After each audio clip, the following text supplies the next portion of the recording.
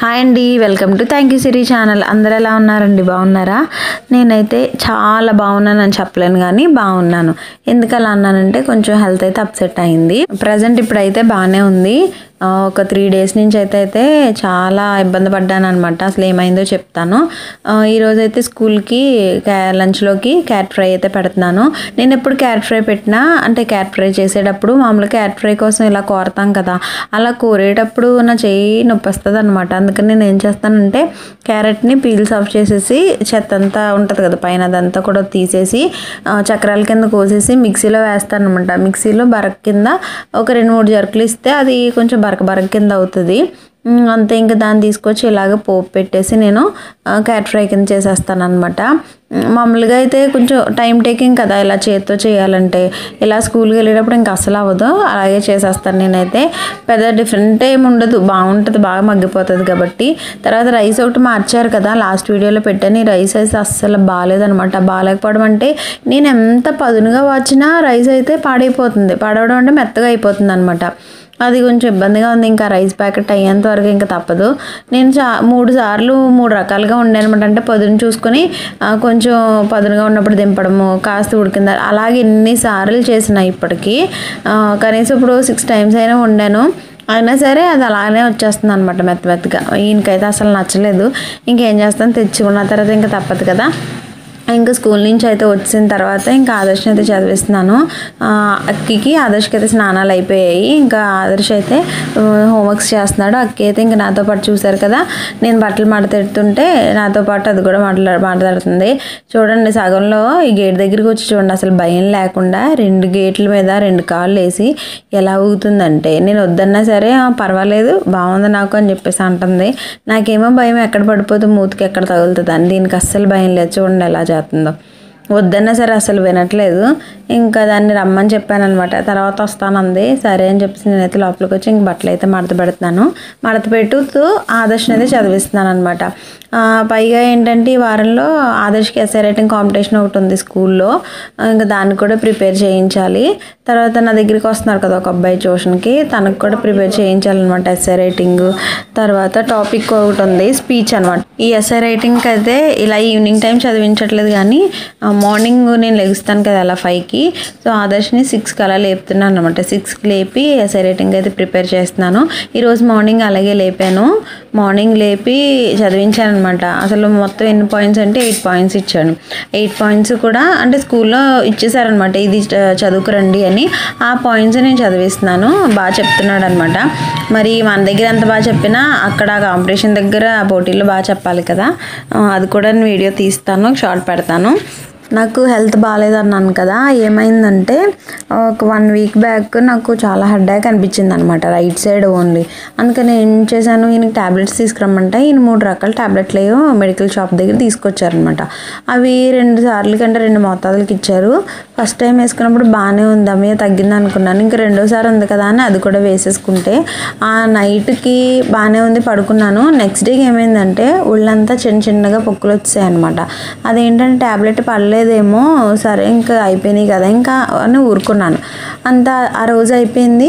ఇంకా next day ఆ రోజు వీడియో పెట్టాను కదా మీకు, పోస్ట్ చేశాను కదా లాస్ట్ వీడియో, ఆ రోజు నైట్ అనమాట. మామూలుగా పడుకుని పోయాం. పొద్దున్న లేచేసరికి నా ఫేస్ అంతా ఉబ్బిపోయింది. నా చేతులు కాళ్ళు వేళ్ళు ఉంటాయి కదా, అవి కూడా చాలా ఉబ్బిపోయాయి అనమాట. ఏంటి ఇలా అయ్యింది. ఈ ఉంగరం కూడా, నేను చేతికి ఉంగరం పెట్టుకుంటాను కదా, ఆ ఉంగరం కూడా మచ్చ వచ్చింది అనమాట. అంటే ఇప్పుడు చూడండి, అది టైట్గా పట్టేసింది అనుకోండి, ఉంగరం వెనకాల మచ్చ వచ్చేస్తుంది కదా, అలాగే. అది యాక్చువల్గా అయితే చాలా లూజ్ ఉంటుంది అనమాట నాకు. అలాంటిది టైట్ అయిపోయిందంటే అంతలా ఉబ్బిపోయాయి అనమాట.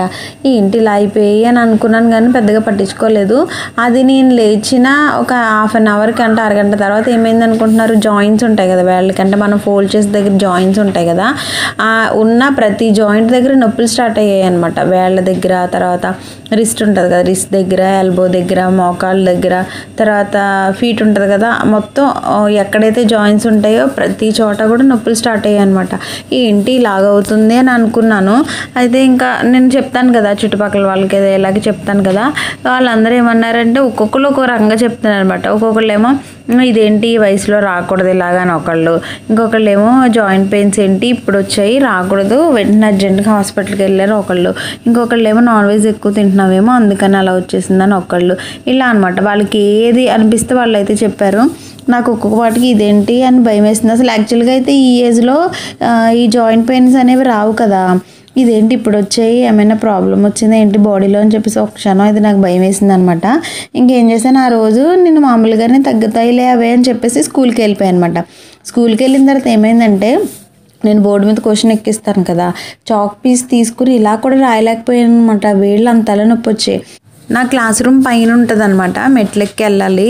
సో మెట్లెక్కుతున్నప్పుడు కూడా మడాలు ఉంటాయి కదా, జాయింట్ ఉంటుంది కదా, అక్కడ కూడా ఎంత పెయిన్ వచ్చిందో అంటే పెద్దవాళ్ళు అంటారు కదా బాబు మెట్లెక్కలేను నాకు మోకాళ్ళ నొప్పులు ఉన్నాయి. ఇంకా అలా అయిపోయింది అనమాట పరిస్థితి. ఏంటి బాబు ఇలాగే ఉండిపోతుందా ఏంటి అని నాకు చాలా భయం వేసింది. ఇంకా ఆ రోజు ఓపిక పట్టి ఆ స్కూల్లో అలా ఉండి ఇంక ఈవినింగ్ రాగానే నేను ఫోన్ చేసి హాస్పిటల్కి అయితే వెళ్ళామన్నమాట. అప్పుడు డాక్టర్ గారు చూడగానే ఆయన ఏమన్నారంటే ఈ నాన్ వెజ్ ఎక్కువ తిన్నారా అని అడిగారు. నిజం చెప్పాలంటే యాక్చువల్గా కరెక్ట్గా ఇలాగ ఈ పెయిన్స్ వచ్చిన ముందు రోజులు ఉంటాయి కదా, ఒక 20 days నుంచి నాన్ వెజ్ ఎక్కువ తిన్నాను అనమాట. అంటే పచ్చిరేలు కానీ చికెన్ కానీ ఇలాగా కొంచెం ఎక్కువగానే తిన్నాను. అసలు యాక్చువల్గా అయితే 10 రోజులకు ఒకసారి 15 రోజులకు ఒకసారి అలా తినేవాళ్ళము. ఈ వారంలో ఏమైందంటే మా ఇంటికి పచ్చిరేలు ఒక ఆవిడ వస్తారు కదా తీసుకొస్తారు కదా, ఆవిడ దగ్గర ఎక్కువ పచ్చిరేలు తీసుకున్నాను అనమాట. వచ్చినప్పుడల్లా ఒక 100 రూపాయలు అలా పచ్చిరేలు తీసుకోవడము, అది కూడా వెంటనే ఉండేదాన్ని కాదు, పులుసులో కొన్ని లేదంటే గుడ్లు వేసుకొని అలాగే ఎక్కువ పచ్చిరేలు తిన్నాను. తర్వాత చికెన్ కూడా తిన్నా. మొన్న మళ్ళీ రావులపాలెం వెళ్ళామని చెప్పాను కదా, అక్కడ కూడా మళ్ళీ దూపుడు గొర్రె బిర్యానీ అని చెప్పేసి అదే నాన్ వెజ్, మళ్ళీ సాయంత్రం కాకుండా అంతకుముందు ఇలా ఎక్కువ తిన్నాను అనమాట.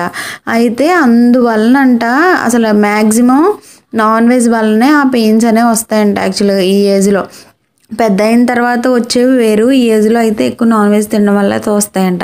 కానీ నాకంటే ఎక్కువ తినేవాళ్ళు ఉంటారు కదా నాన్ వెజ్, రోజుకి 2 daysకి అలాగా. అయితే నాకు ఎందుకు వచ్చాయి నాకు అర్థం కాలేదు.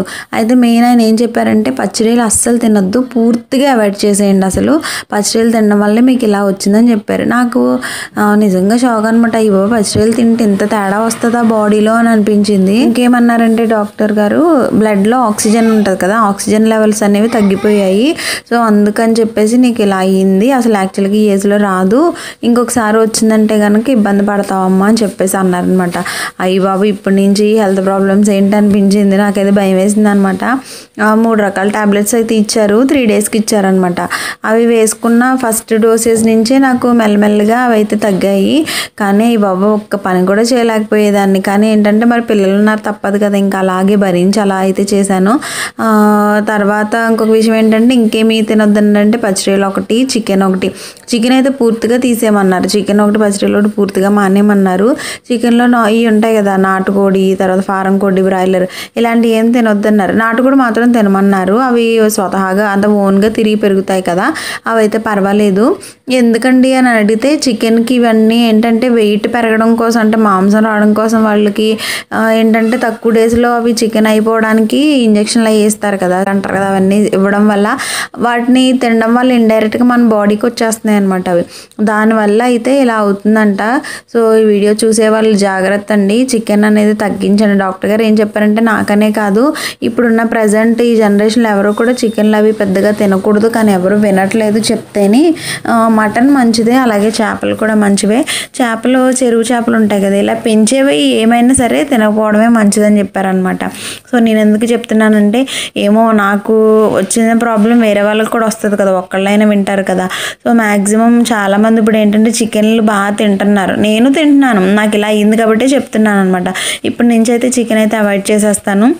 పచ్చిరేలు అయితే ఇంకా అసలు ముట్టుకోను. తర్వాత చాలామంది చెప్పారనమాట పచ్చిరేలు వల్ల వాతం చేసేస్తుంది, అసలు తినకూడదు, ఏదో ఒక్కసారి 2 సార్లు ఓకే కానీ ఇలా కంటిన్యూగా అయితే తినొద్దని చెప్పేసి అన్నారు. ఇంక అప్పటి నుంచి భయం వేసింది, ఇంకా అందుకే ఇంక పచ్చిరేలు మానేద్దాం అనుకుంటున్నాను. తర్వాత చికెన్ కూడా మానేస్తాను. నాన్ వెజ్ పూర్తిగా అవాయిడ్ చేయడమే మంచిది అంటండి బాబు. కానీ మనకి ఏంటంటే చిన్నప్పటి నుంచి అలవాటు అయిపోయింది. తర్వాత నట్స్ ఎక్కువ తినమన్నారు, చింతపండు కూడా మానేయమన్నారు, నన్ను నట్స్ ఎక్కువ తినమన్నారు అనమాట. వెజిటబుల్స్, లీఫీ వెజిటబుల్స్ అయితే కంపల్సరీ వారానికి ఒక 4 times అయినా వేసుకోమన్నారు అనమాట. అలా ఉంటేనే హెల్త్ అయితే బాగుంటుందని చెప్పారు. ఇంకా వ్యాయామాలు, తర్వాత ఎక్సర్సైజ్లు ఇవన్నీ చేయమన్నారు, కానీ అవన్నీ మనకు పని అవ్వదు కదా.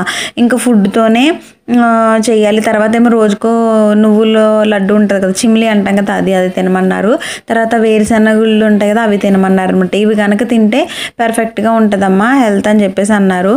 సో ఆ ఫుడ్ అయితే ఫాలో అవ్వాలి. ఇంకా ఇదండి ఈ వారంలో అయితే జరిగింది. ఇది నాకు చాలా భయం వేసింది అనమాట. ఒక క్షణం బాబోయ్ పిల్లలు ఉన్నారు, చిన్నపిల్లలు ఇప్పుడే ఇలా ఎక్కడెక్కడికో వెళ్ళిపోయిన ఆలోచనలు అయితే, బాబోయ్ చిన్నపిల్లలు ఏంటి ఇలాగ వచ్చేసిందని ఎలాగైనా భయం వేస్తుంది కదా పేరెంట్గా మనకి. దేవుడి దయ వల్ల ఏంటంటే ఏమీ అవ్వలేదు అనమాట. ఇప్పుడైతే ఓకే, బాగుంది అంతా కూడా. ఓకే ఫ్రెండ్స్, ఈ వ్లాగ్ అయితే ఇక్కడ కంప్లీట్ చేస్తున్నాను. ఎవరైనా కనుక మొదటిసారి నా ఛానల్ చూస్తున్నట్లయితే నా ఛానల్ చూడండి, వీడియోస్ కనుక నచ్చినట్లయితే నా ఛానల్ లైక్ చేసి, షేర్ చేసి, కమెంట్ చేసి, అలాగే సబ్స్క్రైబ్ చేయడం మాత్రం మర్చిపోకండి. పక్కనే ఉన్న బెల్ సింబల్ని కూడా మీరు క్లిక్ చేస్తే నేను ఎప్పుడు కొత్త వీడియో పెట్టినా మీకు నోటిఫికేషన్లు అయితే వస్తుంది. Okay friends, bye bye. Thank you for watching. Please subscribe.